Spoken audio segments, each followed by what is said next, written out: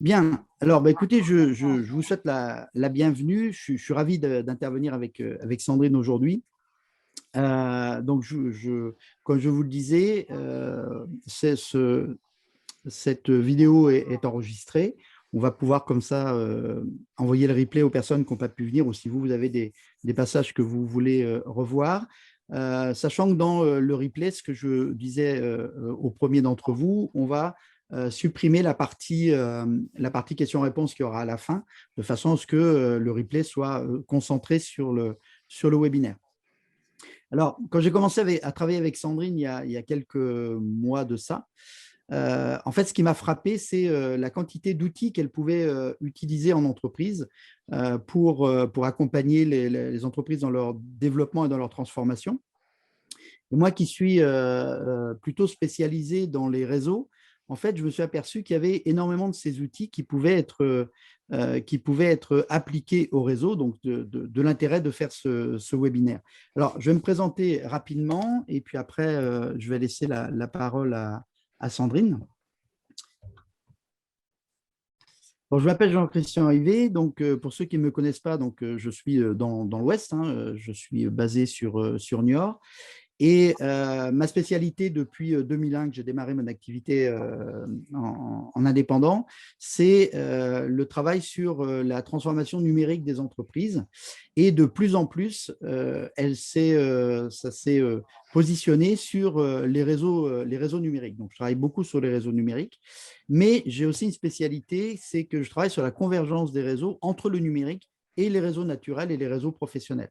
Donc, j'anime, je vous en parlais tout à l'heure, j'anime pas mal de réseaux auxquels j'ai plus ou moins d'implications, que ce soit dans des réseaux locaux ou des réseaux nationaux. Et donc, cette passion des réseaux, ben, elle est toujours en écho avec la passion de l'entreprise qui compose ces réseaux et de l'intérêt de prendre du temps avec Sandrine sur tous ces sujets-là. Et petite parenthèse, j'ai écrit un livre qui s'appelle Le bonheur est dans le réseau, voilà, qui vous permet de mieux comprendre la façon dont je perçois ce phénomène de networking. Je passe maintenant la parole à Sandrine, qui va se présenter et qui va nous donner tout son savoir sur la TOB. Merci Jean-Christian. Donc, bienvenue à tous. Donc, mon nom est Sandrine Lermenier, je suis consultante en organisation, formatrice et coach professionnel.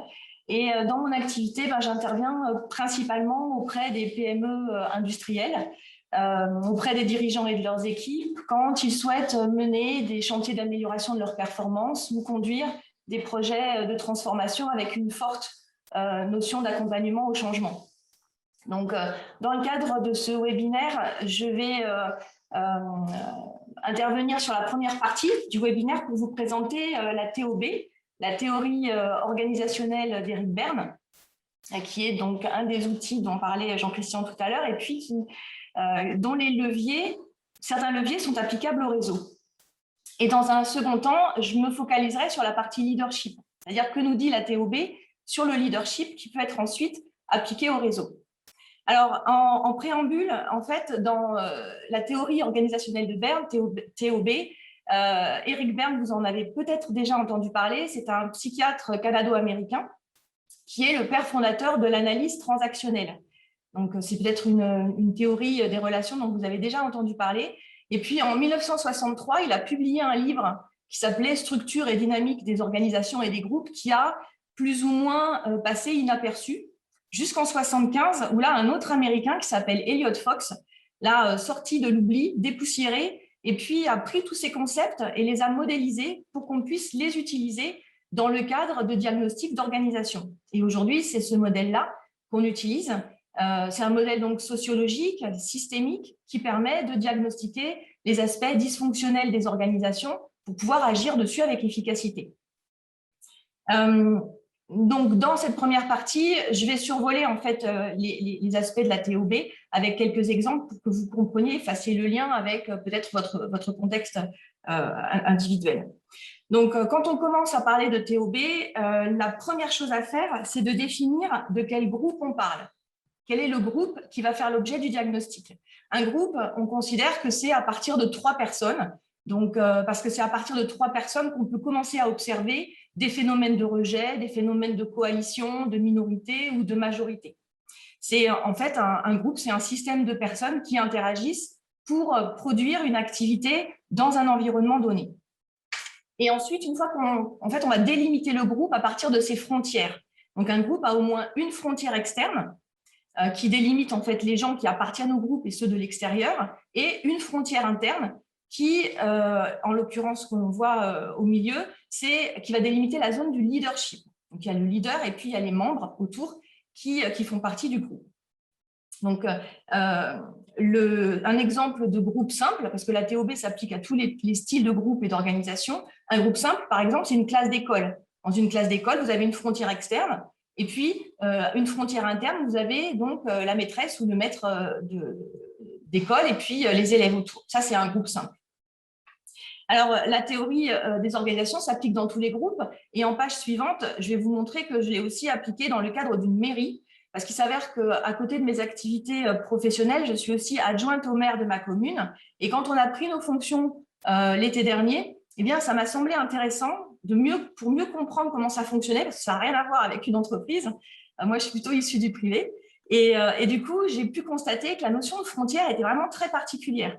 Donc là, par exemple, quand on regarde la frontière externe de la mairie, eh bien, on peut considérer qu'elle est opaque, c'est-à-dire qu'on ne rentre pas forcément facilement dans la structure de la mairie. Et pourtant, quand on parle des conseils municipaux, eh bien, c'est un lieu complètement ouvert. Dans une entreprise, on n'imaginerait pas que quand il y a le CODIR se réunit, il y ait les voisins de l'entreprise, le boulanger, etc., qui viennent pour assister au CODIR. Dans une mairie, pour une mairie, n'importe qui de la commune peut venir assister au conseil municipal. Donc, la frontière externe, elle est relativement ouverte. Et ensuite, il y a deux éléments qui sont intéressants. Il y a deux frontières internes qui sont vraiment intéressantes. La zone bleue que vous voyez à gauche, en fait, c'est le personnel de la mairie, les fonctionnaires. Et puis à droite, ce sont les élus. Donc en orange, il y a les adjoints. En jaune, les conseillers municipaux qui font partie de la liste du maire. Et puis en vert, il y a les conseillers municipaux d'opposition. La frontière interne qui délimite les fonctionnaires, les salariés de la mairie et les élus, elle est très opaque, elle est très étanche. On ne fait pas de réunion entre les services techniques et puis et les élus. Ça passe obligatoirement par le maire et puis par le directeur ou la directrice générale des services. Donc, cette frontière-là, elle est vraiment très particulière. Il y a également une autre frontière qui est particulière, c'est celle qui délimite le jaune du vert. Les conseillers municipaux qui sont de la liste du maire discutent assez facilement, les informations circulent bien avec les adjoints. Par contre, quand ça concerne les conseillers municipaux d'opposition, vous imaginez bien que là, c'est un peu différent. Donc, voilà, c'est un groupe particulier avec des frontières particulières et Jean-Christian nous parlera tout à l'heure des réseaux qui ont aussi des frontières particulières par rapport à une entreprise traditionnelle. Si en page suivante, on peut voir que dans un groupe, il y a au moins une frontière externe, une frontière interne, mais plus le groupe est gros, plus il va avoir besoin de se structurer et de créer des frontières internes. Et donc, on va avoir de plus en plus, en fonction de la croissance de l'entreprise, en plus de frontières internes, et ça va devenir très complexe pour pouvoir diagnostiquer les choses. Et à ce moment-là, on a besoin d'un autre outil pour vraiment comprendre ce qui se joue dans une organisation, et c'est le fameux tableau de Fox, le schéma de Fox, que l'on va utiliser. Ça va être une vraie grille de lecture pour comprendre ce qui se joue et les éléments qui s'influencent. Alors, pour vous présenter le tableau de Fox, en fait, c'est un tableau à 5 colonnes. Je vais commencer juste par rapport à l'organisation. C'est comme dans une organisation, c'est comme dans un groupe, il y a des personnes qui appartiennent au groupe et qui vont produire un travail en co-travail. Ils vont produire un travail qui va répondre au cahier des charges d'un environnement, répondre aux besoins d'un environnement. L'environnement, c'est quelque chose qui est extrêmement important pour une organisation. C'est dedans que l'on trouve les clients pour une entreprise, les fournisseurs, les partenaires, les figures d'autorité, les parties intéressées pour ceux qui travaillent avec les systèmes qualité. Et c'est l'élément qui doit requérir le plus d'attention de la part du leader. L'environnement, c'est vraiment la raison d'être du groupe. S'il n'y a plus de besoin dans l'environnement, le groupe meurt. Ensuite, tout ce groupe, ce travail, ces membres sont opérés dans un cadre bien défini avec un pilotage. Ça, c'est la planche suivante. On a donc la partie d'autorité du groupe. qui est composé de 2 piliers. Le leadership d'un côté, et je parlerai du deuxième pilier tout à l'heure. Donc, le leadership, en fait, dans la TOB, ce n'est pas la qualité première du leader, vous savez, sa capacité à être charismatique, à influencer, à mener les hommes et les femmes de son entreprise. Le leadership, c'est une fonction. Le leader est un individu, le leadership est une fonction. Et la fonction du leadership, c'est de prendre des décisions et d'orienter le groupe dans un but commun. Donc, en TOB, le leadership est composé de 2 entités, le leader ou les leaders, et puis l'appareil. Donc, l'appareil, pour comprendre cette notion, c'est l'ensemble des personnes qui vont prolonger l'autorité du leader dans l'organisation. Ça va être la partie exécutive. Donc, c'est la branche idéologique, ils vont maintenir le cadre au niveau du groupe. Et on peut dire que, pour simplifier, que c'est l'ensemble de l'encadrement et les fonctions support. Donc, dans l'appareil interne, on va trouver, par exemple, les ressources humaines dans leur mission de recruter du personnel à l'extérieur. On va trouver aussi les commerciaux qui sont en contact avec les clients. Et dans l'appareil interne, on va trouver, par exemple, les fonctions administratives, la comptabilité et bien sûr tout l'encadrement. Au niveau du deuxième pilier, c'est le canon. Parce que rien ne se fait sans les hommes et rien ne dure sans les institutions. L'autorité d'un groupe, d'une organisation, elle repose forcément sur un équilibre très stable entre ces 2 piliers, le leadership et le canon. Le canon, c'est l'ensemble des standards, c'est un ensemble de dispositions, de référentiels plus ou moins formels qui permettent finalement à la cohésion de groupe de se créer. Dans la Constitution et les lois, on va trouver les objectifs de l'entreprise, sa stratégie, son nom bien sûr, sa localisation physique, mais aussi le règlement intérieur, l'ensemble des règles, des procédures. Et dans la culture, là, c'est le cadre de référence de l'organisation. On va trouver la culture technique avec tous les référentiels, les ressources économiques, les ressources intellectuelles, les infrastructures, les moyens, etc. Et puis aussi les codes, comment on fonctionne, comment on travaille dans l'entreprise, les valeurs du groupe. Et j'ai souvent tendance à dire que le canon, finalement, c'est l'essentiel de la marque employeur. On entend beaucoup parler de la marque employeur. Donc, pour moi, c'est dans le canon. C'est-à-dire qu'on y trouve, par exemple, si on a un nom ambitieux, un nom prestigieux, des objectifs qui sont ambitieux, un savoir-faire unique, une organisation efficace, des valeurs qui nous parlent et qui attirent, ça, c'est la marque employeur, c'est dans le canon. On trouve aussi à cheval avec la colonne des membres. Jean-Christian, merci. On trouve les structures. Donc là, les structures, c'est simple. Il y a la structure privée, la structure publique. La structure publique, c'est clairement l'organigramme. Donc l'organigramme avec, d'un côté, les fiches de fonction qui constituent des postes. Les postes sont organisés en services, en départements, etc. Ça, c'est la structure organisationnelle. Et la structure individuelle, c'est les gens, les noms que l'on met dans les cases. Et ça constitue l'organigramme. La structure privée, ça, c'est beaucoup plus invisible, c'est beaucoup plus personnel. C'est dans la structure privée qu'on trouve tous les ressentis, le vécu des gens, comment ils se vivent dans la structure, comment ils perçoivent les autres personnes de l'organisation. Et alors, de façon peut-être abusive, j'ai tendance à dire que la structure privée, c'est à l'organisation ce que l'inconscient est à l'individu, vous voyez, parce que c'est dans la structure privée que l'on va voir, c'est ça qui va déterminer la façon dont les gens vont agir, se comporter d'un point de vue du collectif. Les petits nouveaux, quand ils arrivent, ils ne se comportent pas du tout comme les vieux briscards. Ça, c'est dans la structure privée. Et ensuite, la dernière colonne, on trouve le travail de groupe. Donc, le travail, c'est l'ensemble de ce que vont faire les gens, à la fois pour réaliser l'activité qui sert à l'environnement et le processus de groupe. L'activité, c'est très simple, c'est le cœur de métier de l'entreprise. Donc, c'est tout ce que l'on va produire comment on va produire pour répondre au cahier des charges de l'environnement. Alors que les processus de groupe, il y a les processus externes, les processus internes. Là, on est plutôt dans la gestion des frontières dont je parlais tout à l'heure. Comment est-ce que les frontières sont opaques? Est-ce que ça circule bien? Est-ce qu'on communique bien? C'est comment les leaders et leurs équipes vont se structurer, coopérer, communiquer. Et aujourd'hui, j'ai une entreprise avec qui on travaille sur la partie communication interne et qui me disait que chez eux, c'était une catastrophe parce que 80% de la communication se faisait par mail et ça devenait réellement un problème. Et bien là, c'est ça, c'est les processus internes qui sont en jeu. Alors, si je reviens maintenant sur la partie de l'autorité, notamment du leadership. Donc, quand on travaille avec la TOB dans une organisation, la première chose que l'on cherche à savoir, c'est qui dirige. Mais qui dirige vraiment.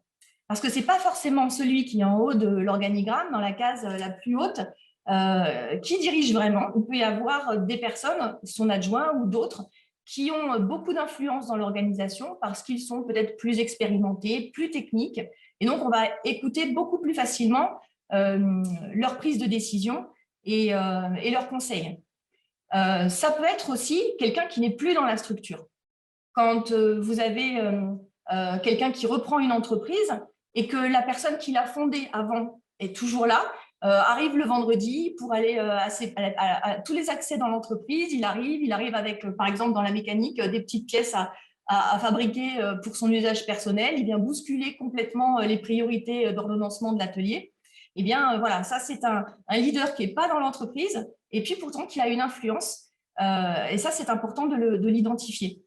Et ça peut être aussi quelqu'un qui n'est plus là, qui est disparu. Il y a des fondateurs d'entreprises qui sont décédés aujourd'hui et qui ont encore une énorme influence dans la façon dont on prend les décisions et qu'on travaille dans l'entreprise. Donc ça, c'est important de le mettre à jour au niveau d'une entreprise. Une fois qu'on a identifié qui dirige, que l'on veut travailler avec le leader, eh bien, la TOB nous propose des critères de puissance, des critères pour pouvoir évaluer à quel point il est en capacité d'agir.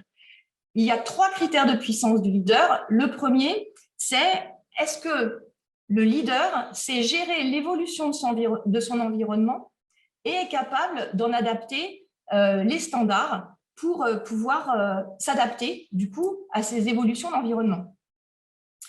J'ai rencontré un client qui était très éloigné de son environnement. Il avait racheté l'entreprise une entreprise de sous-traitance. Et puis, mais à la base, c'était plutôt un financier, ce n'était pas un entrepreneur. Et pour lui, il avait une vision assez particulière de la sous-traitance. Vous savez, puisqu'on est sous-traitant, eh bien, on est complètement dépendant des clients, des donneurs d'ordre, en fonction de ce qu'ils sont capables de délester comme activité. Et donc, il était dans l'incapacité de déterminer quels étaient les éléments stratégiques de son environnement et donc de pouvoir véritablement définir une stratégie adaptée, une vraie stratégie, et je ne vous parle pas de la façon dont il allait communiquer ça en interne dans l'entreprise. Donc là, dès le premier critère de puissance, on avait déjà un problème. Le deuxième critère de puissance, eh bien, c'est est-ce que le leader est en capacité de changer son organisation sans demander l'autorisation. Ça, c'est le cas, par exemple, de la gouvernance partagée. Quand plus le leadership est distribué, plus il y a un risque de faiblesse dans la façon de piloter l'entreprise. Pour que ça puisse fonctionner, et je connais des cas où ça fonctionne, une fonction leadership à 2 têtes, pour que ça puisse fonctionner, il faut qu'il y ait un respect mutuel entre les prérogatives de chacun. Il faut qu'il y ait une négociation saine des zones d'interaction des uns et des autres. Et ça, c'est les conditions sine qua non. Sinon, on peut avoir un problème. Ça peut être aussi un conseil d'administration qui est trop influent, qui empiète beaucoup trop sur la direction générale et du coup qui empêche le leader de vraiment modifier ses standards, de modifier son organisation, d'avoir cette souplesse-là. Alors, si on regarde un groupe ou une organisation un peu plus en bas, si on prend par exemple une direction industrielle ou une direction commerciale, ça m'est arrivé de rencontrer des directions où en fait le directeur industriel ou le directeur commercial n'avait pas la main pour pouvoir changer leur organisation. Il fallait à chaque fois qu'ils demandent l'autorisation au-dessus. Donc là, ça pose la question des délégations et de la confiance du leader dans sa propre organisation. Enfin, il existe un 3e critère de puissance du leader. Est-ce qu'il sait distribuer irrévocablement récompenses et sanctions? Alors, pour ma part, je n'ai jamais rencontré de leader qui avait des difficultés pour distribuer des récompenses. Ça, c'est plutôt facile, visiblement. Par contre, distribuer des sanctions, ça, j'ai des cas où c'est plus compliqué, notamment dans les entreprises familiales. quand vous travaillez avec votre conjoint, quand vous travaillez avec vos enfants, ou alors quand vous avez repris l'entreprise familiale et puis mais que le fondateur est toujours là, eh bien c'est compliqué de recadrer les gens ou de faire appliquer ses propres directives. J'ai un client qui me disait il y a quelques mois à propos de sa conjointe qui était dans l'entreprise, il me disait Sandrine, j'entends bien ce que vous me dites, je vois bien où est le problème. Seulement, vous voyez, ma femme, malgré toutes les qualités qu'elle a, eh bien, c'est aussi un électron libre. Quand elle veut faire quelque chose, elle fait quelque chose. Elle a tendance à faire un peu ce qu'elle veut. Donc, c'est compliqué pour moi finalement de rectifier le tir, parce que vous voyez, quand je rentre à la maison, je ne ferme pas la porte sur l'entreprise. Hein. Je mange avec ma directrice RH. Donc, c'est un peu compliqué. Donc, voilà, il y a des contextes comme ça qui viennent quelque part limiter la puissance du leader. Le deuxième axe de réflexion, c'est l'appareil. Alors, tout à l'heure, je vous disais que l'appareil, c'était finalement l'ensemble des personnes qui prolongeaient l'autorité du leader et donc, il y a une branche idéologique, donc c'est important que l'appareil soit loyal vis-à-vis du leader. Et puis, il y a aussi une part de respect des règles. C'est l'appareil qui fait respecter les règles dans l'entreprise. Et il m'est arrivé assez souvent d'observer des appareils dysfonctionnels parce qu'ils ne sont plus en capacité de jouer ce rôle. Ils ne facilitent plus les processus, ils n'animent plus les équipes. J'ai le souvenir d'une organisation où l'appareil était complètement désorganisé. Chaque manager, finalement, agissait comme le leader d'un camp retranché. On ne travaillait plus les uns avec les autres et finalement, les inclinations individuelles avaient pris le pas sur l'intérêt commun, avec une bonne dose de victimisation, vous voyez. Donc, dans ce cas-là, le leader, il est complètement... il ne peut plus opérer complètement dans sa structure et il est obligé de ressouder tout ça. La cohésion est en danger et surtout de recréer un peu de la confiance entre l'ensemble des personnes qui agissent dans la sphère du leadership. Parce que l'appareil, en fait, je ne sais pas si vous vous souvenez, les processus relationnels étaient dans le travail de groupe. L'appareil est en charge d'animer, de réguler les processus relationnels. Et si les tensions ne sont pas gérées, si les non-dits ne sont pas verbalisés, à ce moment-là, les ragots, le temps passé dans les processus relationnels va se faire au détriment de l'activité. Il y a une équation simple en TOB, c'est que le travail du groupe, vous voyez la dernière colonne, dans le travail du groupe, l'activité plus les processus égale constante. Donc, si on passe du temps dans les processus relationnels de manière négative, ça va se faire au détriment du travail, de l'activité et de la productivité. Donc, il est important de prévenir les ragots à la machine à café, de gérer un peu tout ça pour éviter les discussions frustrées dans les couloirs, le présentéisme, l'absentéisme, l'individualisme, vous savez, tous ces mots en isme qui viennent finalement détériorer l'efficience de l'organisation. Dernier point, en ce qui concerne l'autorité du groupe et le leadership, c'est les déséquilibres qu'il peut y avoir entre ces deux piliers, le leadership et le canon. Par exemple, quand il y a trop de canons par rapport au leadership, ça c'est le cas d'une entreprise qui va être extrêmement rigide, qui va être lourde. Ça va être pesant de travailler, de faire bouger les choses. Et aujourd'hui, on a ça, on se plaint tous beaucoup en France de l'administration, cette forme de bureaucratie, c'est exactement ça dont on parle. On trouve plutôt en entreprise ces dysfonctionnements-là quand ils existent dans le cas des grandes entreprises, beaucoup moins dans les TPE, PME.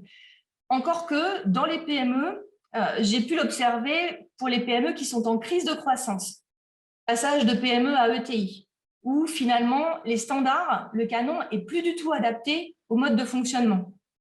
Et le leadership n'a pas eu le fameux premier critère de puissance, la capacité à en modifier les structures. À l'inverse, on peut aussi avoir trop de leadership et pas assez de canon. Ça arrive plutôt dans les PME et ça peut être par exemple des entreprises qui passent d'un mode artisanal à un mode industriel.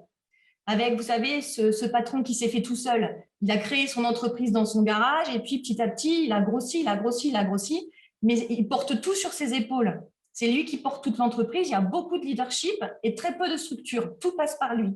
Donc forcément, quand on va passer en mode industriel, ça va faire mal. Ça peut être aussi un déséquilibre parce que le canon est trop faible avec un mix des deux.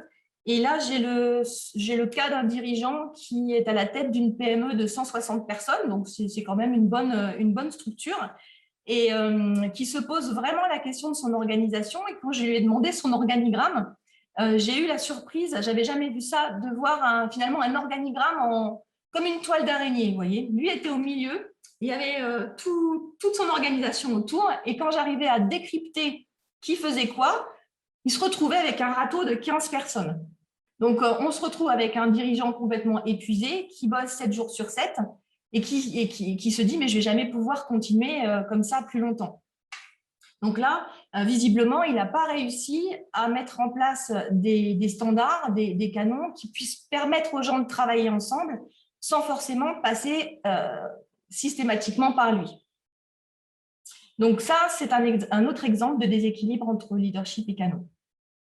Voilà, j'ai fini ma partie. Du coup, je vais passer la parole à Jean-Christian et je vais lui demander qu'est-ce que ça l'inspire pour les réseaux. Et oui, parce que c'est vrai que tout ce système organisationnel, moi, il m'a beaucoup interpellé par rapport au réseau, si ce n'est que les réseaux sont des organisations, évidemment, mais ont quand même quelques particularités. Alors là, je vais plutôt vous parler des réseaux qu'on appelle communément des réseaux associatifs, mais ce que je vais vous montrer là, mes réflexions s'appliquent aussi aux réseaux, par exemple, de commerce organisé ou de franchise, hein, où il y a des enjeux de business. Ça s'applique de la même façon. Alors, les particularités des réseaux, en fait, par rapport à ce que vient de nous présenter Sandrine, il y en a 3 en ce qui concerne les réseaux. La première, c'est que dans un réseau, il n'y a pas de lien de subordination. C'est-à-dire que tout à l'heure, Sandrine nous parlait de récompenses et puis de sanctions, hein, la carotte et le bâton. En fait, dans un réseau, on n'a pas ces liens-là, on n'a pas ces possibilités-là. Parce que si à un moment donné, vous distribuez des sanctions dans un réseau, à un moment donné, les gens vont partir, puisque évidemment, ils sont libres de rentrer dans le réseau, ils sont libres d'en sortir. Donc, vous risquez d'avoir du turnover ou dans le meilleur des cas, d'avoir des gens qui ne s'impliquent plus. La deuxième différence avec une organisation qui est une organisation d'entreprise, c'est que le leadership a des échéances, en particulier dans le monde associatif. Vous êtes président de votre association, il y a un conseil d'administration, un bureau, et en fait, régulièrement, il va y avoir des élections. Donc, vous avez cet élément-là, et après, vous avez aussi l'élément qui concerne la gouvernance partagée dont Sandrine parlait tout à l'heure. C'est-à-dire que dans une entreprise, la gouvernance partagée, c'est quelque chose qui est une option, c'est une possibilité, comme elle nous l'a dit.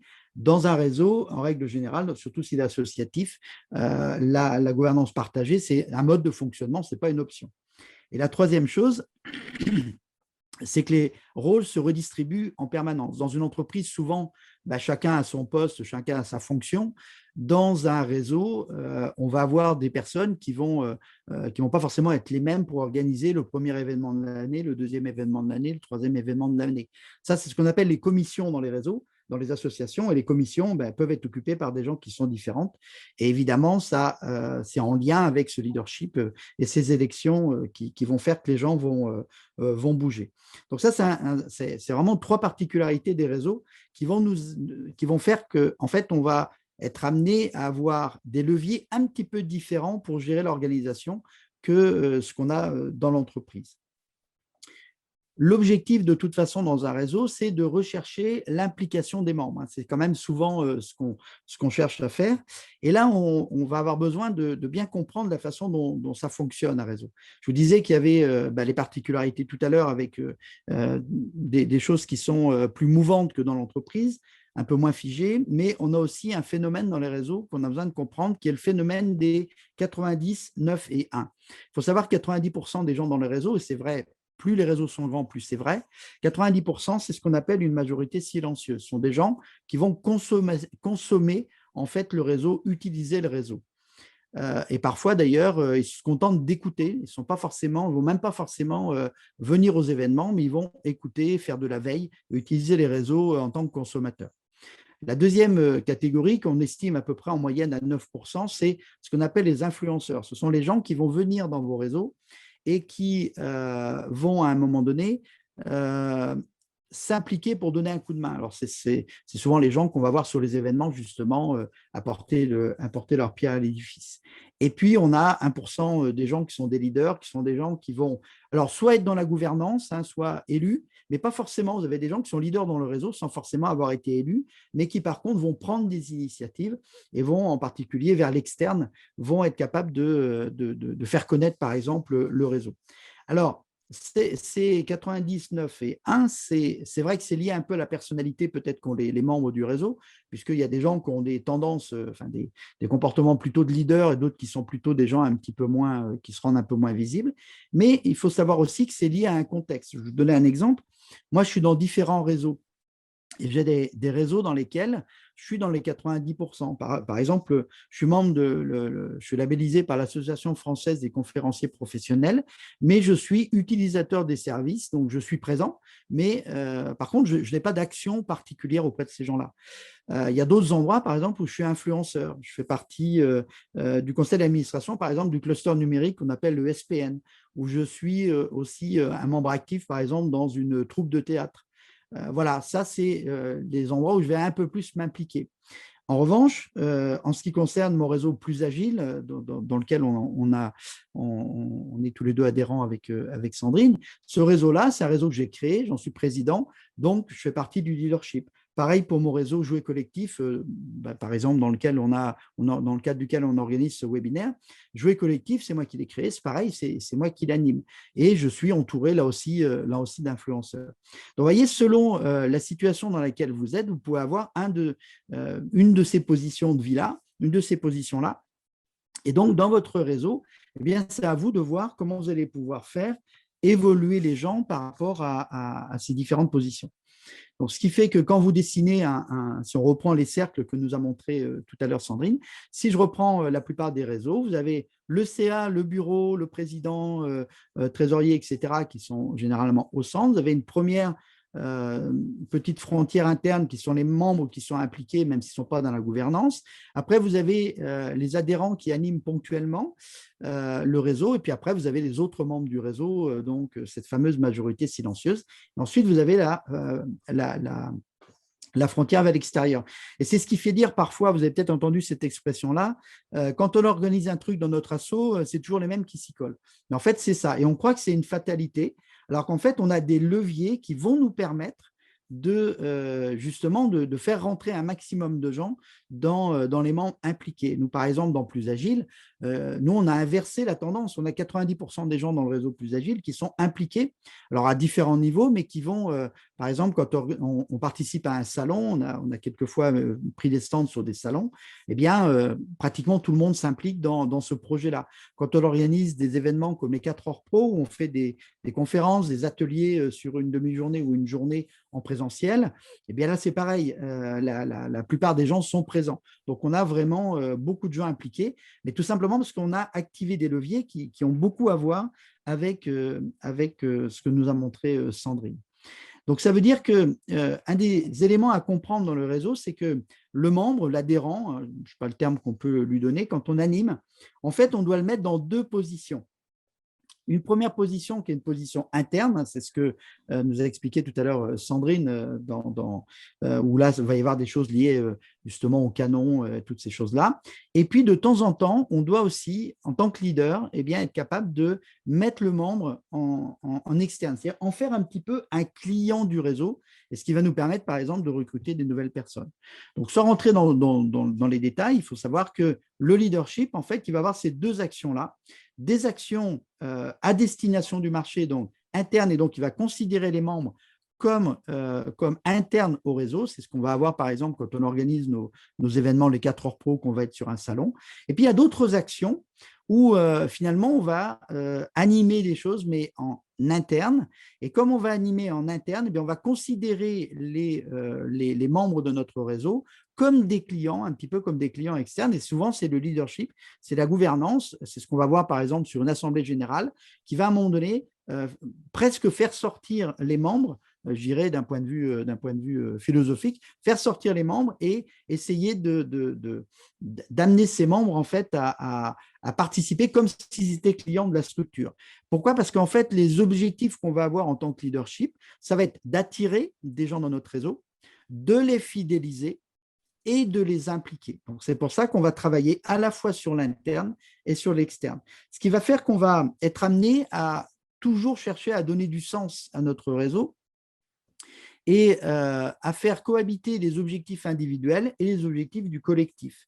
L'idée là, c'est de faire gagner notre réseau en cohésion et en maturité. Et je vous montrerai tout à l'heure les leviers qu'on va utiliser justement pour faire ça.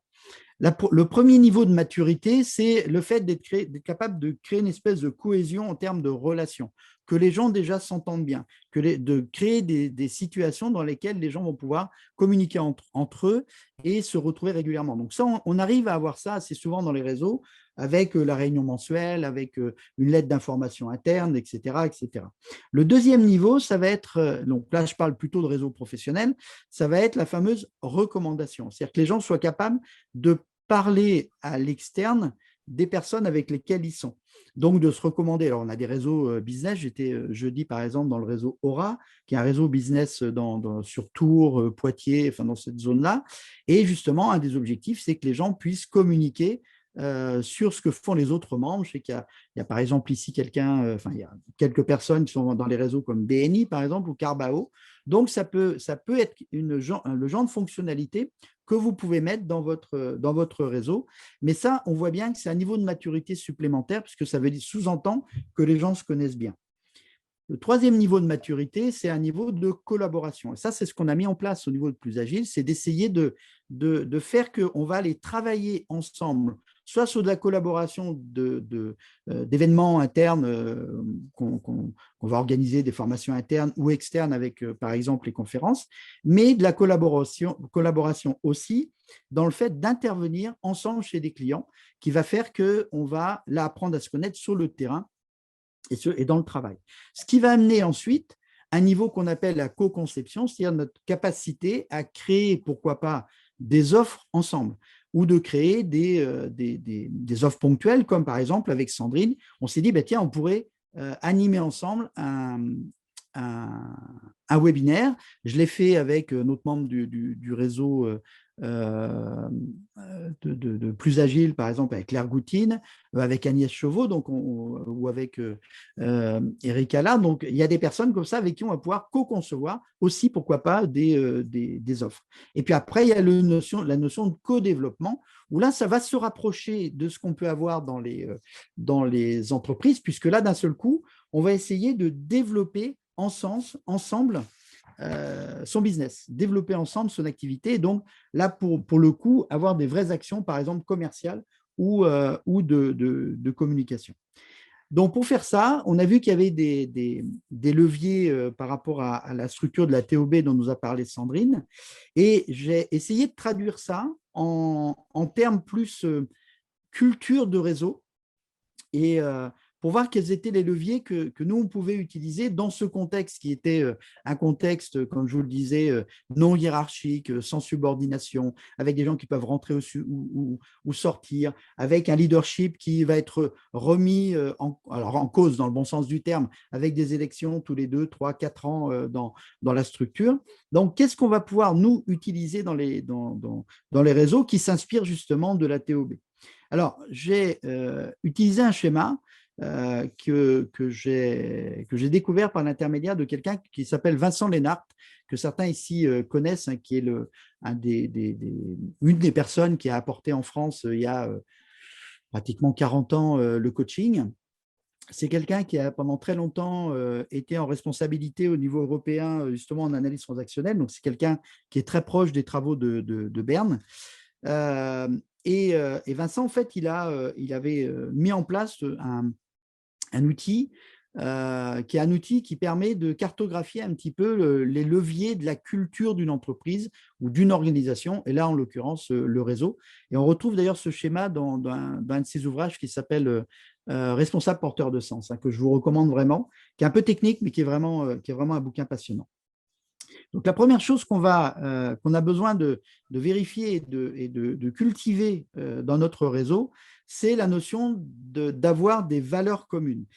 Alors, dans les valeurs, hein, c'est pas la morale hein, qu'on peut avoir. Les valeurs, c'est des valeurs un peu collaboratives, des valeurs un peu communautaires, pardon. C'est des valeurs par rapport à la vision un petit peu qu'on a du monde. C'est le fait d'avoir aussi des gens qui ne sont pas là forcément que pour des raisons utilitaires, mais d'avoir aussi des gens qui vont être là, moi, ce que j'appelle le romantisme un peu des réseaux, donc des gens qui sont aussi dans des valeurs de partage. Donc l'idée là, c'est pas de juger les gens, mais ce qu'on sait, c'est que plus notre groupe va avoir des valeurs communes, plus ça va permettre de pouvoir communiquer un petit peu comme dans une famille. Vous savez, il y a des familles qui sont dysfonctionnelles, mais même dans les familles dysfonctionnelles, eh bien, il y a des liens entre les gens. Et un réseau, ça va être un petit peu la même chose. C'est pour ça d'ailleurs souvent que vous rentrez dans un réseau, vous êtes en contact avec un réseau, et puis vous faites une réunion, deux réunions, et vous vous dites, je me sens bien dans ce réseau, ou au contraire, vous ne vous sentez pas bien. Et souvent, c'est lié à ces éléments-là. La deuxième chose, c'est qu'on va s'apercevoir que d'ailleurs, ces valeurs souvent sont amenées par des cheminements personnels qui sont des cheminements personnels qui sont pas communs, mais presque. En fait, on a des histoires qui se ressemblent un peu. Je vois par exemple dans Plus Agile, on a beaucoup de nos adhérents sont des gens qui ont entre 40 et 55 ans. C'est des gens qui ont une vie souvent de salariés avant et qui ensuite se sont mis à travailler en entrepreneur, se sont mis à leur compte. Donc voilà, on a des cheminements personnels qui font qu'à un moment donné, on s'est retrouvé sur des points communs. Par contre, on a besoin, c'est le schéma que je vous avais montré juste avant sur la maturité du réseau, d'avoir des objectifs qui sont compatibles. C'est-à-dire que dans un réseau, on ne peut pas avoir trop de francs-tireurs. On peut avoir des gens qui sont là que pour des objectifs personnels, mais les objectifs compatibles, c'est qu'à un moment donné, quand on va faire des actions collaboratives, des actions communes, eh bien, il faut que, comme je vous disais tout à l'heure, ça serve l'intérêt du collectif, mais ça serve aussi les objectifs de chacun. Vous voyez, c'est un peu comme dans le sport, dans un réseau. C'est-à-dire que vous ne pouvez pas avoir des gens qui sont simplement pour leur carrière personnelle sans travailler ensemble. Donc, l'idée de ces objectifs qui sont compatibles, c'est de travailler ensemble justement sur ces objectifs. C'est de toujours amener les gens à les exprimer. C'est qu'est-ce que tu attends du réseau, qu'est-ce que tu attends qu'est-ce que tu veux que le réseau t'apporte, parce qu'une fois qu'on sait ce que la personne attend du réseau, ben, ça nous permet comme ça derrière de savoir quoi lui apporter justement à travers le réseau, puisqu'un des objectifs du leadership, c'est justement aussi d'aider individuellement aux gens, chaque personne pardon, à se réaliser. Alors que parfois dans l'entreprise, eh bien, ce qu'on regarde, c'est que ben, chacun soit en train de réaliser les objectifs de l'entreprise. Et parfois, on perd des gens parce que justement, on n'est pas assez attentif au fait que ces gens-là eux-mêmes se réalisent. C'est un petit peu la pyramide de Maslow de façon un peu plus sophistiquée. Ce qui fait qu'un de nos leviers va être de partager des expériences, c'est-à-dire d'amener les gens et de leur faire vivre des choses ensemble. Vous voyez, par exemple, dans l'entreprise, on le sait, on va organiser des voyages, on va organiser des incentives, on va avoir des événements qui vont faire que ça va souder les gens. Eh bien, on a besoin de faire encore plus ça dans un réseau. Et c'est vrai que nous, les périodes où on organise, on a parfois des tournées, nos 4 heures pro, nos conférences, on en a fait parfois 4, 5, 6 dans une période de quelques mois. C'était en 2018-2019. Et là, d'un seul coup, ben, ça avait resserré le groupe. On a aussi participé à des salons professionnels comme à La Rochelle. Pareil, ici, ça a resserré le groupe. Et ce qui est intéressant, c'est que ça amène aussi des éléments de langage entre les gens. C'est-à-dire que dans la culture commune, il va y avoir aussi des points de repère qu'on va avoir par rapport à ces éléments de langage et aussi au modèle commun. Vous voyez, par exemple, ici, quand la première fois où Sandrine m'a parlé de la TOB, j'ai trouvé ça intéressant. J'ai dit, ouais, c'est vrai que ça pourrait s'appliquer au réseau. Il faudrait peut-être qu'on travaille là-dessus. Et vous voyez, le fait qu'on ait passé plusieurs heures ensemble à travailler sur ce webinaire, je me suis familiarisé avec le langage. Elle a adapté le langage qu'il pouvait y avoir de la TOB par rapport au réseau. Et puis, d'un seul coup, on a commencé à avoir des modèles commencer à se dessiner. Eh bien, d'un seul coup, là, ça comment dire, ça a rapproché en fait nos façons de fonctionner. Et le réseau, c'est ça qu'on a besoin de faire, mais à une échelle plus grande, parce que là, évidemment, on était deux, mais on a besoin de faire ça à une échelle plus grande. Et enfin, on a besoin de travailler dans notre réseau les compétences collaboratives des gens, encore plus que dans l'entreprise. Comme je disais tout à l'heure, si on n'a que des francs-tireurs, que des gens qui sont là pour leurs objectifs personnels, mais qui ne sont pas du tout dans le collectif et dans le collaboratif, eh bien, on va avoir du mal à développer notre réseau. Par contre, si à un moment donné, on voit que les gens qui n'avaient pas trop l'habitude de travailler en groupe, de travailler en collaboration, d'un seul coup, ils apprennent à travailler. Alors, ça peut être sur des éléments techniques, sur des logiciels qui vont aider dans ce travail-là, logiciel collaboratif, ou ça peut être simplement sur le fait d'avoir envie de partager des expériences. Eh bien, ça va d'un seul coup, ici, boucler la boucle et ça va rajouter dans cette culture des valeurs collaboratives. Et donc là, d'un seul coup, eh bien, ça va, les cheminements personnels qu'on avait à l'entrée du réseau, d'un seul coup, vont être des cheminements personnels qui vont se rapprocher et qui vont commencer à être communs aussi dans le réseau. Et voilà. Et donc, on va faire boucler la boucle. Donc ça, au cœur de tout ça, en fait, la clé, la grande clé, c'est l'ouverture au changement. C'est-à-dire que ce qu'on voit souvent dans les réseaux, quand les gens partent, c'est qu'à un moment donné, ils ne veulent pas changer ou adapter ou faire évoluer leur façon de fonctionner. Ils veulent pas changer, remettre en question du tout leurs valeurs. Ils veulent pas du tout mettre d'objectifs collectifs. Ils préfèrent rester sur des objectifs que individuels, etc., etc. Ils veulent pas participer aux événements et tout ça. Et donc c'est cette ouverture au changement qui va faire toute la différence. Maintenant, il y a quelque chose de très important aussi dans les réseaux, c'est que non seulement il faut une ouverture au changement dans le fait de travailler ensemble, et donc d'être capable de se remettre un peu en question chacun, mais il faut aussi que la structure elle-même soit ouverte au changement, et en particulier parce qu'il ne faut pas que d'un seul coup, notre réseau devienne un espace clos dans lequel on se sent tellement bien et qu'on a beaucoup de plaisir à passer du temps ensemble, mais je vais forcer le trait, mais qu'à un moment donné, ce collectif-là, ça devienne presque quelque chose, un peu comme une secte, alors pas une secte au niveau religieux du terme, mais dans le sens où finalement les gens sont coupés un petit peu de l'extérieur. Donc, il faut absolument savoir qu'il va y avoir des nouveaux qui vont rentrer dans le réseau. Donc, on a besoin en permanence de s'adapter. Et pour conclure et passer à vos questions, à vos remarques, eh bien, je voulais reprendre une formule d'Isaac Newton, qui nous disait que les hommes construisent trop de murs et pas assez de ponts. Et ce que j'espère aujourd'hui, c'est qu'on a pu vous montrer qu'on pouvait déjà faire des ponts entre l'entreprise et les réseaux, et que tout le travail qu'on va pouvoir faire en TOB, tout le travail collaboratif qu'on peut avoir, toutes ces entreprises apprenantes, toutes ces organisations apprenantes, eh bien, en fait, ça va être l'occasion de construire justement des ponts entre nous et entre toutes ces structures. Alors, pour ceux qui voudraient ensuite nous contacter, je mets quelques secondes nos coordonnées ici. De toute façon, si vous voulez nous trouver, vous pouvez nous trouver dans les réseaux sans aucune difficulté. La plupart d'entre nous, on est en relation sur LinkedIn ou Facebook ou Twitter, etc. Vous allez aussi avoir le lien du replay dans lequel on vous remettra nos coordonnées. Et donc, maintenant, je vais donc couper la visio, couper du moins le partage d'écran, et on va pouvoir passer à vos questions.